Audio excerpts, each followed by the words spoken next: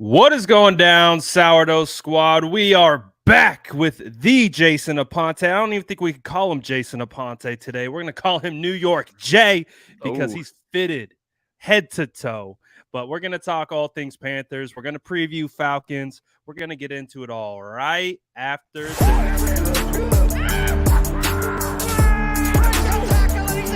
Smash that like button if you haven't already. Love to see it.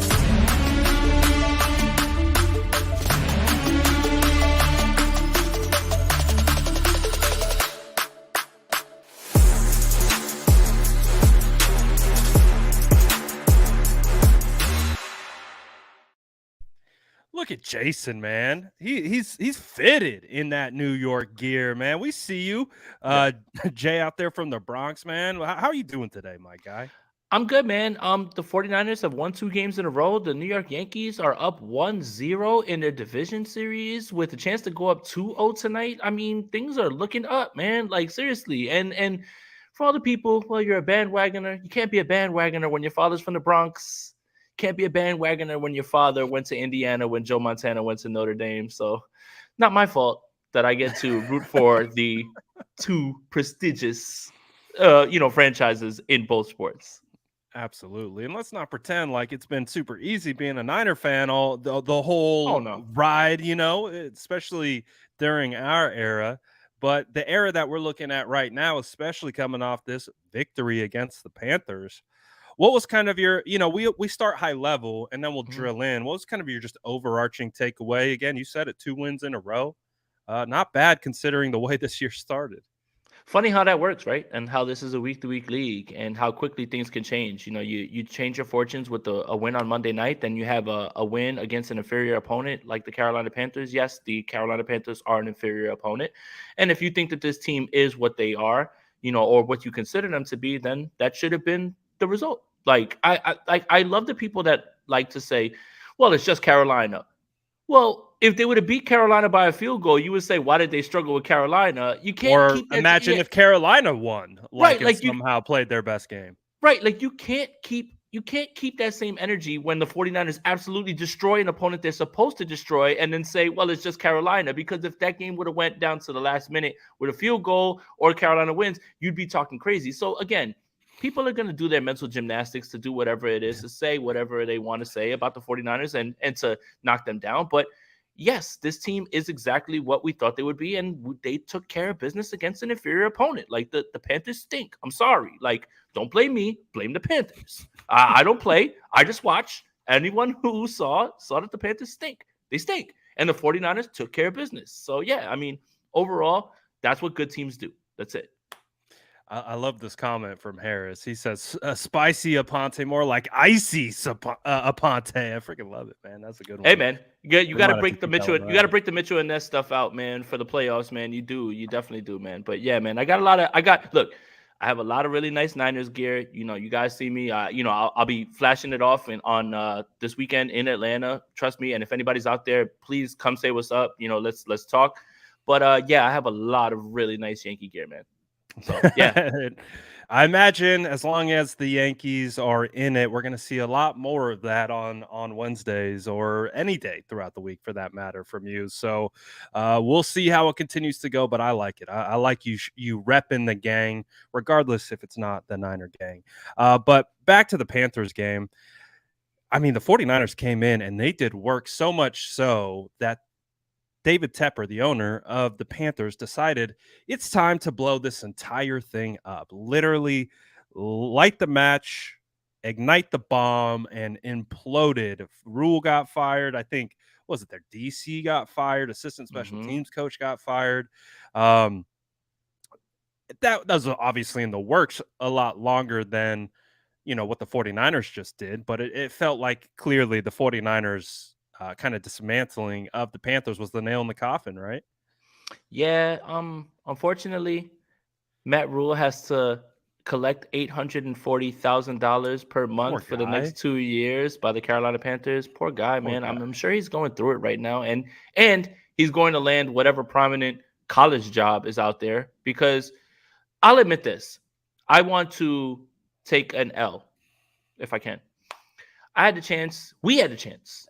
You and I, When the Brad and Jason friendship began, it began at this place in Mobile. in Mobile. And on one side was Matt Rhule, on the other side was Brian Flores. And I walked away, especially after the press conference. You got a chance to speak with Matt Rhule. You watch how he ran the practices. I walked away thoroughly impressed with Matt Rhule. He has coached every single position. And what I mean by that is he's been a tight end coach, he's been a quarterback coach, he's been a running back coach, he's been a defensive line coach. He's done it all. And it showed in Mobile, right? Correct me if I'm wrong, Brett. It showed in Mobile. No, I'm right there with you. I think we're both singing his praises after that week. Right.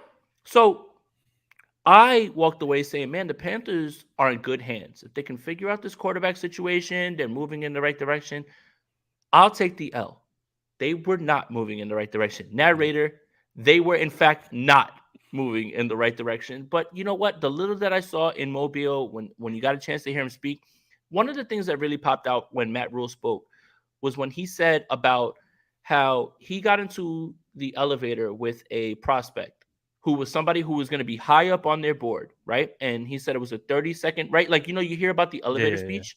Yeah. And he said that after 30 seconds of being in that elevator with that prospect, who was supposed to be a high up prospect, they completely wiped them off the board.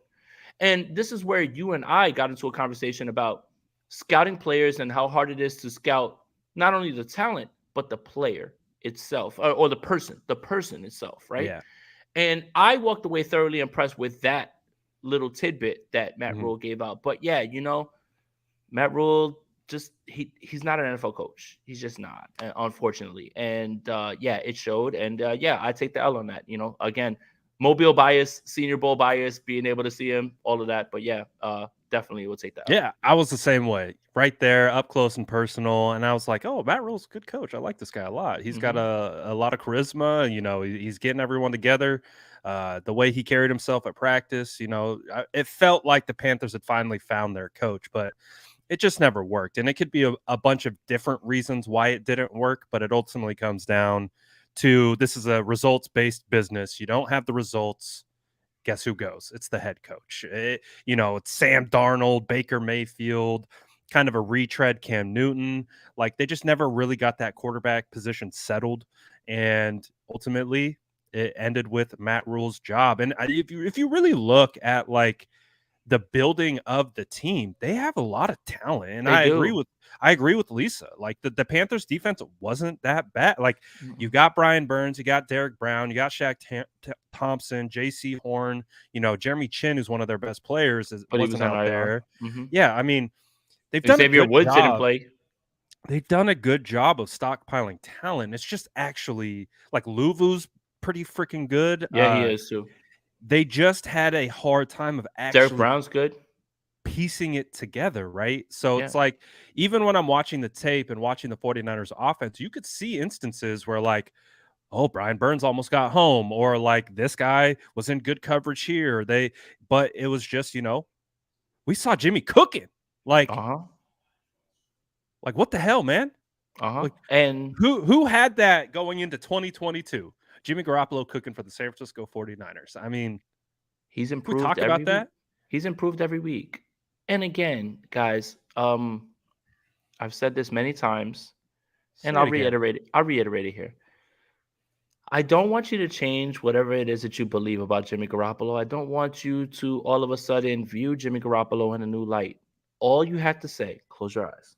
Close your eyes. Say it with me. Say it with me.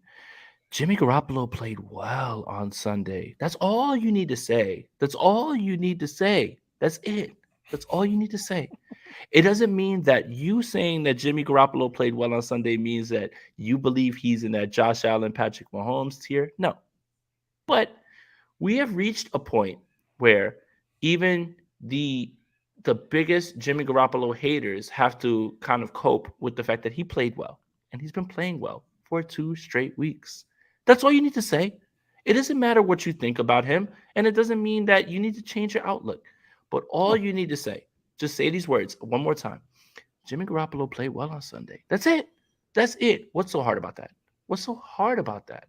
It's not hard to say that. Now, look, in the same breath, if Jimmy Garoppolo plays poorly in any game, guess who'll be the first to tell you that he played poorly? Me. Yeah. And anybody should. Objectively, we have lost objectivity with Jimmy Garoppolo. We've just lost objectivity, right? So crush him when he doesn't play well. Jimmy Garoppolo haters, whatever it is that you want to call them, deniers. But you have to be able to say that he played well. That's it. Like, I don't understand what's so hard about that portion of it. I'm not asking you to reevaluate Jimmy Garoppolo. He's still in the same tier that he was last week, the week before that. Same guy, but he played well in this game. That's it. Played well. I don't know what's hard about that. It feels like we're at a point where it's like, especially for 49er fans, like, what's the point of even trying to quantify or rank him? Like, Jimmy is who he is. We know. We've seen 5 years of this guy. What are we arguing about? Like, what are we trying to, like, reorganize his tier rankings? Like, oh, he's still a middling tier. We don't care.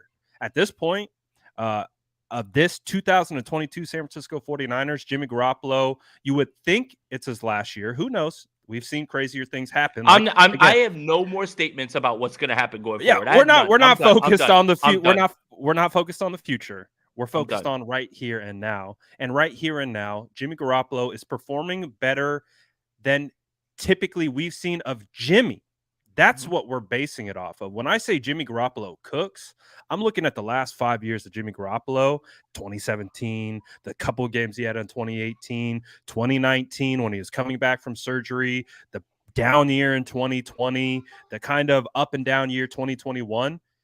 That game that we saw from Jimmy Garoppolo, throwing outside the numbers, throwing with anticipation, throwing to guys in single coverage, giving them opportunities to make plays, threading the needle in between zone coverages. Jimmy was like, those are, I think, the things, like, objectively, you take a step back and you evaluate Jimmy over the last couple of years. You're like, that's always what we've wanted from Jimmy. And if Jimmy can do that and do this consistent, because that's when we've talked about Jimmy Garoppolo in the past, we're like, Jimmy Garoppolo's consistently inconsistent.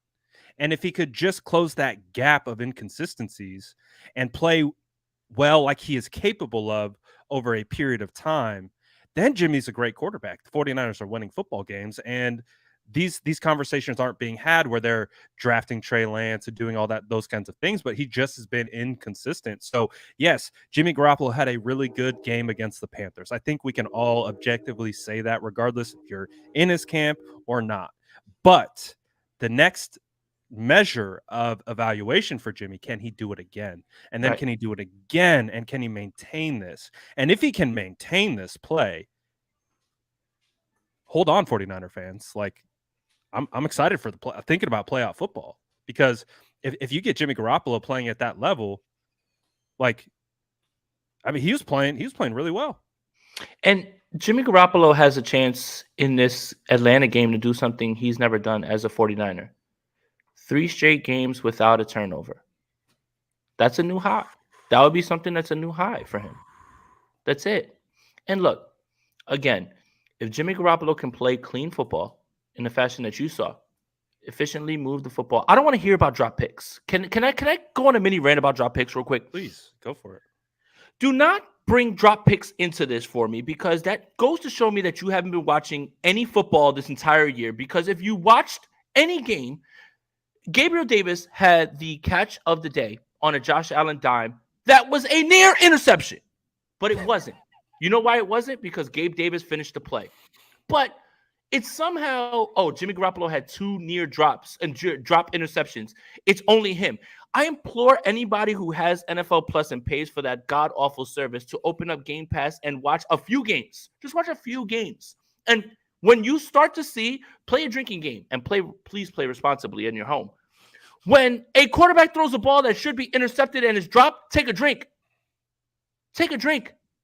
I don't understand why. And then you know what? Don't bring up dropped interceptions to me and leave out the fact that George Kittle fumbled on a drive that probably would have finished in the score. Deebo Samuel dropped a pitch and catch over the middle. Brandon Ayuk dropped a back shoulder throw that was beautifully put on him. Jimmy put the ball in the corner of the end zone to Deebo Samuel, hit him right in the hands. which would substantially boost his numbers. Like, Yeah. I don't understand why you can sit there and say, well, yeah, he played okay, but they had 2 drop picks, and leave out the fact that his receivers let him down a little bit. Literally every single quarterback that plays this game has dropped interceptions week to week. But I just don't understand why this needs to be a conversation about Jimmy Garoppolo. Look at this Yankee fan. Sam H., whatever team you like, they're not in the playoffs. So, yeah, look at this Yankee fan. Well, talking about that play too, like we've came down Jimmy's road. Like if he throws to an underneath linebacker or a safety playing the robber and just rotating down into the middle of the field, he doesn't see it. You can at least go back to the film and you can see that that safety was still retreating. He was still in his back pedal when he threw that over. I think it was like a deep crosser to Deebo Samuel. And so I can even give him a pass on that play because I think he read it properly. The safety was backpedaling. He tried to fit it in there. The safety did a good job of reading his eyes and jumping the football, and he almost came away with the pick. But other than that, Jimmy was pretty damn clean the entire day. And I think if you can get clean Jimmy, then the 49ers have an opportunity to do a lot of damage because we already know how good that defense is. And you add the weapons of Ayuk, Kittle, Debo, Tevin Coleman's now added into the mix, and Jeff Wilson. If you can get clean play out of Jimmy Garoppolo like that against the Panthers week in and week out, this team is going to be a problem to beat. Yeah, and that's it. They're just going to be a tough out. That's all. And it's just, again, it boils down to, can you be objective? Or do you want your narrative and whatever it is that you want to say I'm right about? Like, again, can we just be objective? If Jimmy Garoppolo plays poorly, the first person who's going to say Jimmy Garoppolo played poorly will be me. When Jimmy Garoppolo plays well, like he has the last 2 weeks, the first person who's going to point that out is going to be me. I'm sorry. I'm sorry that I want to keep it down the middle. I have no sweeping thoughts. I have no change in thoughts of Jimmy Garoppolo, but he's playing well. And when he doesn't turn the ball over and he's efficient on offense, this team is an incredibly tough out. Tough out. This is the thing about the 49ers. And we can pivot from the Jimmy stuff like real quick. Yeah, but yeah, I want to talk about this team. The 49ers have reinforcements on the way somehow still. And what I mean by that is the NFC is kind of dead set where they are. And what I mean by that is the Green Bay Packers aren't missing anybody on offense that they would get back that you would say, oh, that's going to drastically change things besides David Bakhtiari, who has been in and out, right? So the Packers are who they are. The Tampa Bay Bucks are who they are. Julio Jones may be back. Okay, cool. The Eagles are who they are. But the 49ers have a chance to have actual reinforcements that will be a big impact, like the best left tackle in the world. Elijah Mitchell is on his way back. Jimmy Ward should be back soon. And we're going to talk about injuries clearly. Yep. Imagine having your first option off the bench to replace Emmanuel Mosley, who I'm absolutely gutted for, be Jason Verrett, right? And for all the people, why are you messing around with Jason Verrett? This is why. The immediate depth that this team poses and that they have is why people are so afraid. The 49ers are going to continue to be that team going into the playoffs down the stretch that nobody wants to play. And that's going to be the crux of the reason that people are excited about this team. When Trent gets back, you've already solidified Jimmy's backside. Elijah Mitchell is just going to add more to this running back room. Jimmy Ward is only going to add a little bit more, which, by the way, on the one play that he was in there, Tashawn Gibson and Talanoa Hufanga were both on the field at the same time. So ultimate flexibility. And you had Ward come off the edge and almost make a tackle. Yep. All immediate flexibility right there, right? This team is loaded. And they have reinforcements. Now, look, Emmanuel Mosley's not coming back. That's not something I'm just going to say, oh, it doesn't matter about that. That really, really is a big injury, right? Azeez Al-Shaair will be back at some point. Like, these are the reinforcements that are coming down the line for this team. If this team can continue to play the way that they have on defense, operate the ball efficiently on offense, not turn the ball over, they are going to be a team that nobody wants to face. And they are the team that is the most equipped to go on the road, whether it's cold, whether it's a dome, whatever it is, to beat your team in the playoffs. And the 49ers are still that team that you do not want to see pop up on the schedule at all. Yeah, dude. It's been a good kind of adjustment period because obviously it was jarring right at the beginning of the season with the injury to Trey, the transition, everything in between, how that Denver game played out.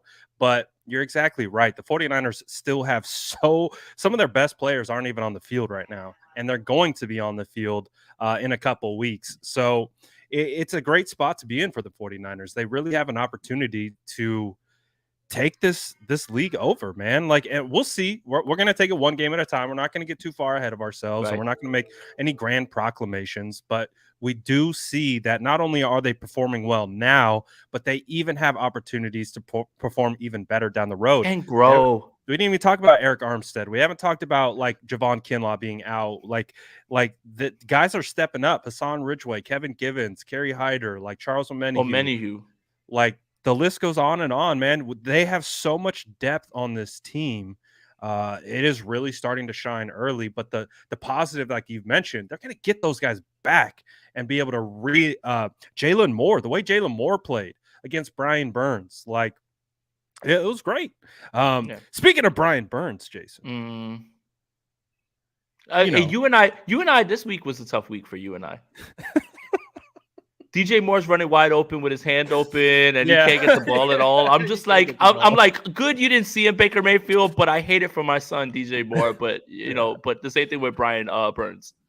So I know it's been a popular talking point amongst 49er fans. You guys already know my affinity for Brian Burns. Of course, your affinity for DJ Moore.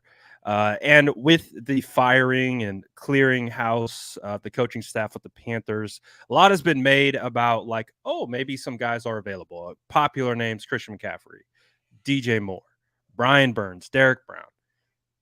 Is that an option? Are any of those guys an option? Put your GM cap on. Are any of those guys you think a probable option for the 49ers to trade for? Or do you think, based on just like the conversation we just talked about, they got lots of waves of depth? Maybe they don't need to trade. Maybe they can stay put unless the trade fits exactly the compensation, cap, all that kind of stuff. I know that it's been put out there. Jake Glazer said that, calls were going to be made, and that's exactly what you should do, right? Like go make a call. But if I'm the Panthers, JC Horn, Brian Burns, Derek Brown, Christian McCaffrey, DJ Moore, Jeremy Chin, these are positional like landmarks, especially you just paid DJ Moore. You just paid all these guys. I don't think they're going to move any of those guys. But there's no problem in calling and asking. And I think a lot of 49er fans are salivating at the idea of Christian McCaffrey in a Kyle Shanahan offense. But no. I would too. I was watching the tape. I'm like, oh, he's still got it. Like he's still like legit. But it's we get into the business side, right? Compensation, cap. It's a big hit. And also, unfortunately, Panthers fans were completely checked out in this game, man. It was a ton of 49ers fans. I mean, the 49ers fans travel wherever, but you also have to think about this. While you're in like, oh, well, they should get first-round picks, what do you tell your fan base when you trade away Christian McCaffrey, DJ Moore, Brian Burns, Jeremy Chin, Derek Brown? You're telling them, oh, stick with us for another 3 years while we can stockpile all these picks. No. You gotta be able to put people in the seats. So yeah, Carolina's not moving off those guys. But if you're a general manager in this league, if you're one of the 31 other teams, doesn't hurt to call. Does not hurt to call. Conversations cost nothing. That's all. But yeah, I don't think anybody's getting moved. Yeah, I agree. If anyone's getting moved, it potentially could be CMC just because of how much he costs, and they could potentially get something in return for him. But I don't see why you would trade any of these guys, because it becomes less attractive of a spot for maybe a guy like Sean Payton, who's out there in the media talking about, oh, the Panthers job is it's pretty attractive position, maybe, to take over. You got all these. He wants to get back at the Saints. Maybe. Oh wow. Maybe. That's petty. I love that. I think I forget which show he was on. I think it might have been Cowherd's show, but he was talking about like how like, oh yeah, they got a good spot. And he was talking highly of Baker Mayfield. Oh man, it was who knows? But again, if you are the Panthers, man, you got a lot of talent there. That's not the problem. The problem wasn't the talent on the field. It was kind of the coordination and making everything work together. So I don't know. I don't think the 49ers are going to make a move, as much as I love Brian Burns, and it's become now like it's part of the brand now. It's a meme now. Yeah. To get Burns over here. So, but it would take, I don't know, Burns is he's going to be on a 5th-year contract next year, so you'd get a year and a half of team control. Do the 49ers do that? I don't know. Do the Panthers do that? I don't know. It would be great to see, but it's hard to fathom at this point. So I don't think, I can't give a definitive opinion one way or the other if the 49ers are going to make a move. The only way I could see them doing that if like there was actually potential like injury to Bosa that was a longer term injury. But I think at this point it is what it is. Let's talk about that defense though for the 49ers. Yeah. What have you seen from them, especially being able to, they're down Aziz, they're down Jimmy, they're down Eric and Javon. What have you seen from this defense? D'Amico's incredible and continues to dial it up in the right ways. And all of this defensive line depth that we talked about is absolutely true. Dre Greenlaw's playing absolutely out of his mind. Guess who's a bozo? Me. Absolutely. So shout out to you, Dre Greenlaw. Talanoa Hufanga is still that guy. Tashawn Gibson has been playing very well. Mooney Ward, it has been worth every single dollar. Good.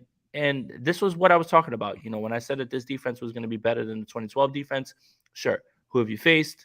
The best defense, the best offense the 49ers have faced so far, hold on to your hats, 49ers fans, is the Seattle Seahawks. Right? Hey, Gino's cooking out here. Gino is cooking. The only week that he didn't cook was against the San Francisco 49ers. Isn't that funny how that works? Yep. But yes, this defense is everything and more. Now, look, you can get away with certain injuries. And again, we always talk about styles make fights, right? Right? Like, you can get away with certain injuries. Emmanuel Mosley is going to be out for the year. If you did have to stick Ambry Thomas, Womack, Lenore, one of those guys out there, you could probably get by with that this week. That's not going to be the way that you're going to win against the Kansas City Chiefs. That's not going to be the way that you're going to win against the Los Angeles Chargers or the Rams or anything like that. But you do have this little grace period with these two teams, because the 49ers are still a better team than the Falcons. Like, and we'll talk about that in a sec. But yeah. One thing I wanted to talk about besides the defense was what the fuck? I'm sorry. Did the Carolina Panthers do?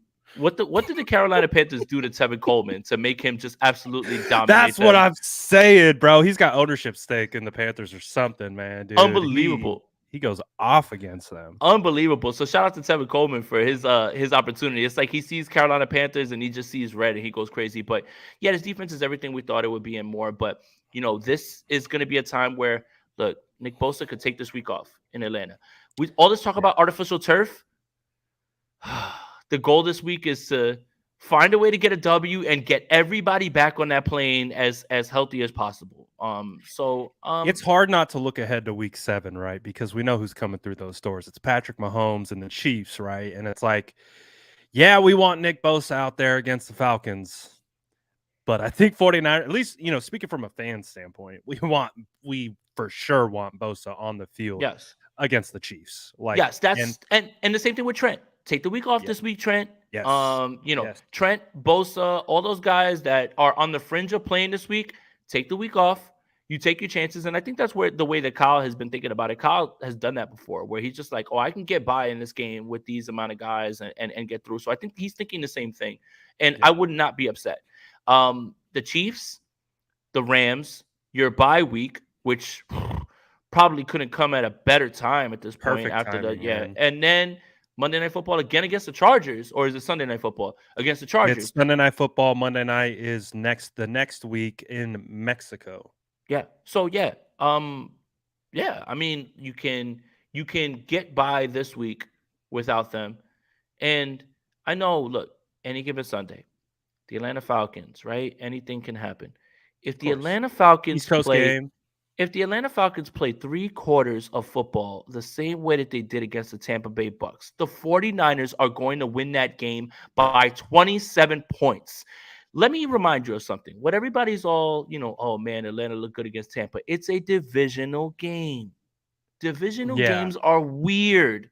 They're weird. Yes. When the Atlanta Falcons challenge the Buffalo Bills in a game or one of the elite teams in a game, then get nervous. Do not come to me with the example of what happened last week because, 1, you're either telling me you didn't watch that game, or 2, you don't understand how divisional games work. But they were terrible in the first 3 quarters of that game, and the only reason they hung around is because that Bucs offensive line is worse. And they're injured. And let's just say they lost, because of a BS pass interference call. But stop talking about the Atlanta Falcons like they're this team that you need stylistically. They don't do anything that would threaten the 49ers. Again, you don't have to have the better roster to threaten a team. And what I mean by that is if you have outside corners that struggle, but you have really two really good outside corners and you can attack them even if your team overall isn't bad, that can present a problem. But the Atlanta Falcons haven't even been able to get Kyle Pitts on the field when he's healthy and get him the ball. Drake London is literally the only other guy. Cordero Patterson is on IR. So you're telling me you're afraid of Tyler Algier and Corey Huntley? Like, guys, it's still Marcus Mariota. Like, guys, again, relax. It was a divisional game. This 49ers team, if they are what we believe they are, they will beat the Atlanta Falcons. Now, are they going to roll the Atlanta Falcons? I'm not ready to say that. But if I was a betting man, 49ers money line, give me that. Give me that all week this week. Come on. Like, again, guys, I understand the need to be humble, prepare yourself, all of those things. But stylistically, they don't do anything that threatens the 49ers. Sure, they run the ball well. And I'll give you that. How much of that is Marcus Mariota, though? And how much of that was Cordero Patterson when he was there? But the 49ers are elite at run defense. Yeah. I don't get it. I don't understand. The best cover linebackers in the league, and they might get Kyle Pitts back. It sounds like he's trending towards being available, but you got guys who can take care of that and manage that. I don't understand why it's all of a sudden now you need to be scared of the big bad Atlanta Falcons. Like, what? Like, guys, it's okay to say your team's better than the Falcons. If the Falcons beat the 49ers, we've got a larger discussion to have. Yes, I agree with that. Come on. I agree with that. I mean, you're talking about their number one target coming off an injury, who's a rookie, has 22 receptions for 266 yards through 5 games, 2 touchdowns. Not a world beater there. Kyle Pitts has 10 catches on the year for 150 yards, no touchdowns. Now, of course, you can see a situation where anyone can have a game at any given moment. But like this 49ers defense, regardless of if they're at full strength or not, you look at Fred Warner, Dre Greenlaw, Mooney Ward is clamps, man. Like Robbie Anderson tried his best and he got away with that little push off. We'll give him the veteran push. I'm not going to scream and cry about it. I'll tip my cap to Robbie and say, okay, we'll give that one to you. You got away with it. But other than that, Mooney is clamps. You are not throwing on him. He's always in position. He's always going to be able to do that. The best thing they can do is throw opposite side of him, whether maybe we do see Jason Verrett this week. And we know what he's capable of. Who knows? But you also got guys maybe like Samuel Womack, Deommodore Lenoir, Ambry Thomas. We've seen them be able to play in spurts. And again, I've got a soft spot for Marcus Mariota. But Marcus Mariota's got 4 touchdowns, 4 interceptions. Not necessarily the greatest ratio. Oh, my God, Brad. He's not 57% completion percentage. Brad. He's not turning anything down. Gotta watch out for this Falcons quarterback, man. Oh, my God, man. You're walking into a trap. Jesus, guys. If there's anyone to worry about, it's Cordell Patterson, and he's not on the field. And he's not even there. It's like, it's okay, guys, to say your team is better than them. Your team has been ascending in this week, and this is a game that your team should win. There's nothing wrong with that. Now, if you want to see Humble Jay, tune right in for State of the Franchise the next week when we talk about the Kansas City Chiefs, because I'm going to be humble as shit. Yeah. That's it. Like, I don't understand. When did Marcus Mariota become somebody that we're like, oh, man, he scrambles a bit? That is a little bit overblown because the 49ers have done a much better job at stopping scrambling quarterbacks. And it started last year in Arizona against Kyler Murray, who was playing at the MVP level. He ran for 14 yards in that game. There's not many. The scrambling quarterback thing, I want to tell you this. If you think the 49ers, struggle with scrambling quarterbacks, that's the league. The league does. You know why? Because those guys are unpredictable. That's it. Like, I just don't understand, guys. If Corey Soto, I'm going to laugh if the 49ers lose this weekend. No, you just want to be right. And and what happens when the 49ers boat race the Falcons in Atlanta? You're going to be like, oh, well, I was wrong. No, you're not. You're so, like, stop it, man. Will you relax? Guys, if the Falcons beat the 49ers, we have a larger discussion to be had. And stylistically, if you look at 2019, here's the reason that the 49ers lost to the Falcons in 2019. Stylistically, 2 things were wrong. Julio Jones was still on that team. He's not walking through that door anytime soon. And Grady Jarrett blew up the inside of this lineup. Now, can Grady Jarrett do that? For sure. But offensively, on the other side, Marcus Mariota, this is what we're worried about. Like this is where we are as 49ers fans. Like, I'll say this: Baker Mayfield's trash. He's better than Marcus Mariota. Like, come on, guys. Come on. They have much better weapons over there in Carolina as well, too. But now, all of a sudden, we need to be worried about the Atlanta Falcons, who played in a divisional game in which they played 3 quarters of dog shit. And in the fourth quarter, all of a sudden, the Bucs started, playing poorly, and they got close in that game. But now we need to be worried about that. The Falcons have lost to the New Orleans Saints 27-26. They Makes lost sense? to the Rams 31-26. Wait. First game, divisional game. Yep. Second game at Rams. The third game, they beat Seattle 27-23. Okay, Seattle. We know what Seattle is, but they've been playing well considering things that we thought they were. They go into Cleveland, or Cleveland comes to them. They beat Cleveland 23-20. Jacoby Brissett. Like, he's been playing nice, but it's still Jacoby. And then they lose to the Bucs. I just don't see it. Again, the 49ers right now, and you say it all the time, styles make fights. And the 49ers stylistically right now are playing a brand of football that is really hard to defend offensively and what they can do defensively. You look at this 3-4 defense that the Falcons are running. The 49ers, I don't see really anyone outside of the name of Grady Jarrett that really pops off to me, that really offers any type of they have good DBs, but other than that, their front seven looks like they can be walked on. Okay, so we'll see. So all right, let me ask the question to the people that are worried about the Atlanta Falcons this week. Are the Atlanta Falcons better than they were last season when the 49ers played them in Santa Clara? And if the answer is no, then I don't want to hear it. Because they're not. The quarterback's worse. Arthur Smith, sure, he runs Shanahan's offense. That's cool. But they're down weapons. Cordero Patterson's not playing. Tyler Algier had his chance last week. Sure, he went up against a run defense that's very good in the Bucs. What do you do? Right. Again, guys, if you can't tell me that this team is better than the team that the 49ers faced last year, then I don't want to hear it. I don't want to hear it. I mean, I get it. We say, I believe in any given Sunday. Things happen, right? But theoretically, based on the game that the 49ers had, both offensively and defensively, they can improve on special teams. I think we can agree with that. We might even see a new kicker this week. Hopefully that's not the outcome that determines this potential game, because we don't know if Robbie Gould's going to be out there kicking or not. It doesn't sound like it. They signed the kicker to the practice squad. He has an opportunity to get elevated. We'll see. But when you just take a step back with how the 49ers are playing, the depth that they have and can provide, and if that run game is working, man, you got Tevin Coleman stretching teams horizontally. You got Jeff Wilson running in between the tackles. And then you got Jimmy dispersing to the weapons that he has, and they're still trying to get things together. They have the 49ers offense has an opportunity to take another step further against the Falcons, and that's the hope. And if they do, there's no chance they're losing that game, because if that offense takes a step forward, then the defense is going to do what they need to do, and it should be a win. I think we can.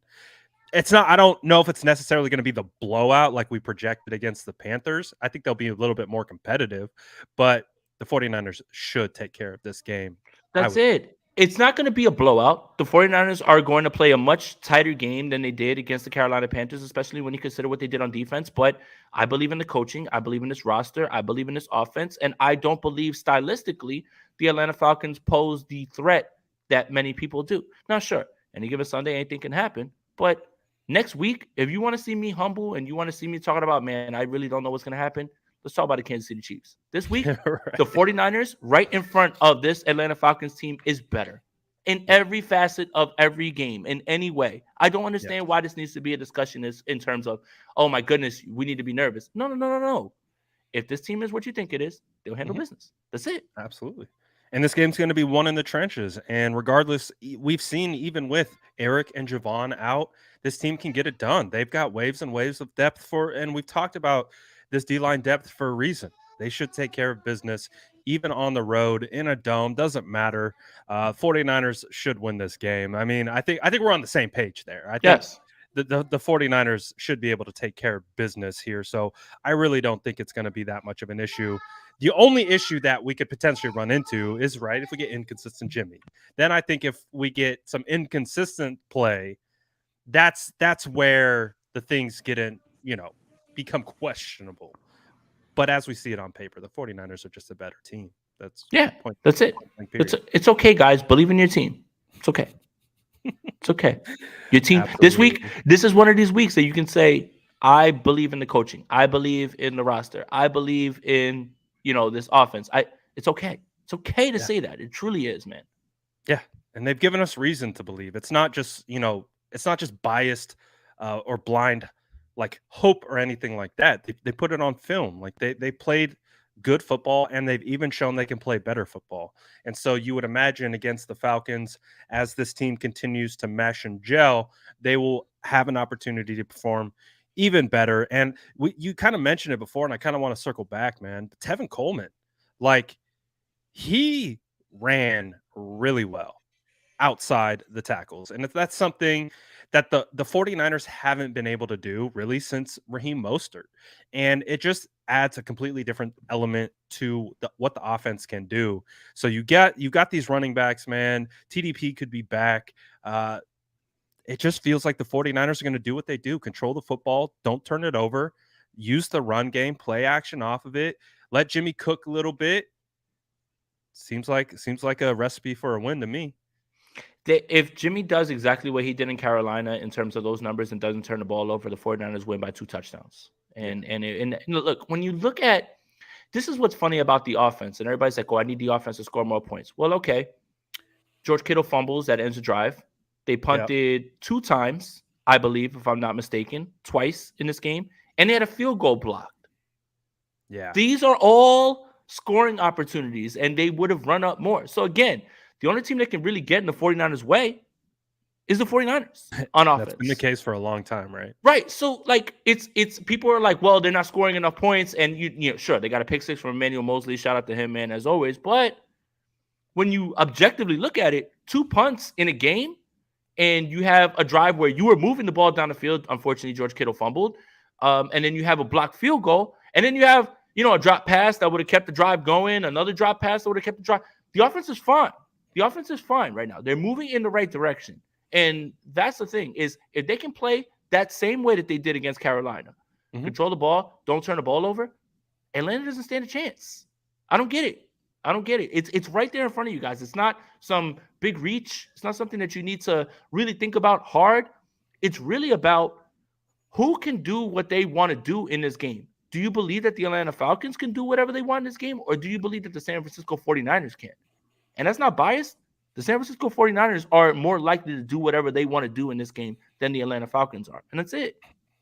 Yeah, and I think coaching's going to come into it too, man. I think you talked about it earlier. D'Amico's out here. He's cooking with gas. Yeah. Like, really fun to watch him and the alignments that he's putting out there and the stunts and the games that they're running on that front 7. It's really, really fun to see, and they feel really it feels like they feel really confident playing Gibson in single high and allowing Talanoa to just kind of roam almost as like a third linebacker at times. Like, he's just playing around the line of scrimmage, and I think that's where Talanoa thrives the most. And that's going to be, when you bring in Kyle Pitts, Drake London, and the weapons that they have, feels like the defense matches up really well against the Falcons. Feels like the offense matches up really, really well. I feel like we know it's just going to be a win, right? So yeah, I think it's more or less the same. So kind of recapping the Panthers, looking at the Falcons, like any other takeaways that you want to kind of touch on from that Panthers game as we, again, continue to move forward towards the Falcons? No. If you're in Atlanta, show me a good time. Let me know where it's at. There's 2 things going on in Atlanta besides all the 49ers stuff. Jeezy's having a concert with DJ Drama where he's going to do only mixtape songs and his B-sides, and I'm going to try my best to get in there. And Lil Baby's dropping on Friday. So I'll be in Atlanta for so yeah, that's why Magic City's got to get hit up. I got to see what the vibe is. I got to get me some wings. I got to listen to Baby's album in the club and see what's up. No, look, the 49ers are in a good position to put themselves 4-2. And then when you look at the landscape of the NFC West, so let's recap that. This is where we should talk about. Like, we've got another 15 minutes, right? Okay. Yeah.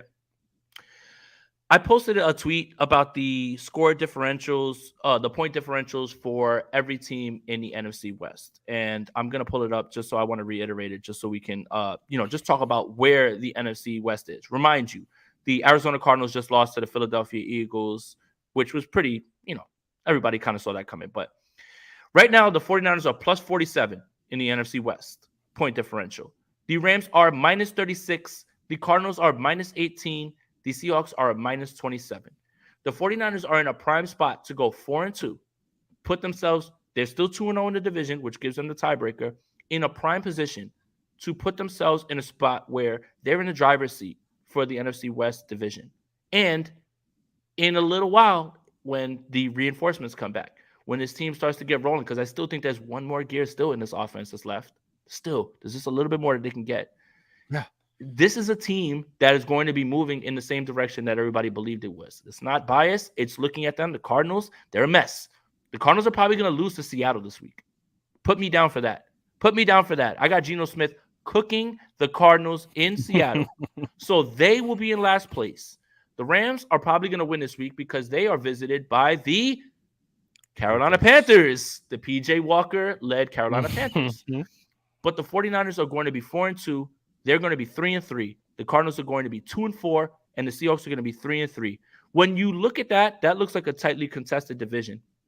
When you look at how they've won and what those teams are doing and their problems, the 49ers are head and shoulders above a bunch of these teams right now. All of these teams. So, again, it's all right there in front of the 49ers. Handle business on Sunday, and we'll worry about the Kansas City Chiefs next week. And look, I can say what I want. Again, guys, I can say what I want. I can overlook the Falcons. I can do whatever I want. The 49ers will not overlook the Falcons. That's all you need to worry about. It's not like, the 49ers when they go to the podium. Great point. That's a great point. We're not playing. We're not lacing it up. We're not getting out on the field. It's not like when Kyle Shanahan gets to the podium and the 49ers lose to the Falcons, they're going to be like, well, Jason Aponte on his podcast, he kind of told us that this game was over or whatever. No, I can overlook anybody I want. They will. They won't. And that's why I'm so confident in the 49ers. The 49ers won't overlook them. So Don't tell me you can't overlook them. I'm not playing. The 49ers are. That's why I'm so confident. If I was playing, I'd be much more hesitant to say that the 49ers are going to win. If I was, if I had to, Kyle Shanahan's not at the freaking podium like, oh, we're on to the Chiefs. Like, screw the Falcons. Like, it's not like walk in the park. Kyle's going to get to the podium and be like, well, Jason Aponte, man, he said all week that we're going to beat the Falcons. It's like, it's kind of on him. No, nobody listens. Nobody cares what I have to say. The 49ers are going to do what they're going to do, and that's why I'm so confident in them. Don't worry about what I have to say. I can overlook anybody I want. I can do whatever I want. That's it. Absolutely. And they're the reason why that people are saying audio issues. I can hear you. I can hear you. Yeah. So let us know in the chat if you can't hear us, because we can hear each other. Keith Murphy says, too bad they shut down Foley's. Anyway, come have a good time with the Atlanta Niners. Oh, too bad they can't shut down Foley's. Foley's is a strip club in Atlanta. Too bad they shut that down. I wonder if James Harden had anything to do with that. Yeah. So that's funny.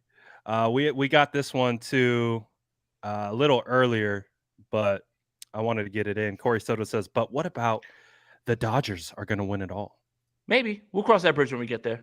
I'm just happy that the Yankees are still playing baseball. So, and honestly, wouldn't shock me if the Dodgers won it. They're really good. Newsflash, it's okay to say that other teams are good, even if they're not your team. Damn, they can't hear us at all? Yeah, apparently we're having audio They say mad slurs, coaxy. No, we're not at all. No, we're not. Oh, goodness. Yeah, it says they can't hear us. So maybe that's the best time place to end it. Yeah. That's the time we wrap it up. So, all right. Well, that's it. They can't hear us. If you can. I haven't done sign language in a long time. But hey, we'll be back next week for State of the Franchise. Apologize if you can't hear us. If you can, You already know what to do. That sucks. Smash I'm that sorry. like button. Sub to both these channels. Yeah, I guess they can't hear. So we'll get out of here. It was a good one. But thanks, Jason. I guess we'll end it on that. We're out. We out. All right, we're out of here. Appreciate you guys. Peace.